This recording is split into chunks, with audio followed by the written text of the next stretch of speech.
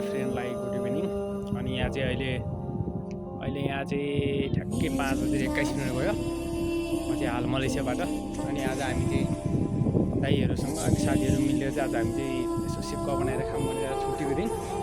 अनि आज सन्डे छुट्टी, अनि यसो छुट्टीको दिन आएको हामी चाहिँ। अनि घाम पनि धेरै लागिरहेछ क्या, अनि घामले गर्दा अनुहार पनि खासै राम्रो देखिया छैन है। साथीहरू चाहिँ यता मुनि हुनुहुन्छ होइन,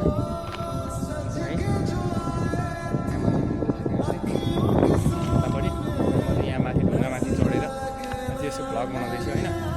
अनि आगो चाहिँ यतै मुनि बल्दैछ यहाँ तल होइन, यस्तो भिरमा छु कि आगो चाहिँ यहाँ मुनि बल्दैछ, आगो चाहिँ यता बलिरहेको छ होइन। अनि म चाहिँ यहाँबाट यसो भ्लग बनाउनु पऱ्यो भनेर के त्यस्तै छ गाइजहरू, खाडीको बसाइ होइन।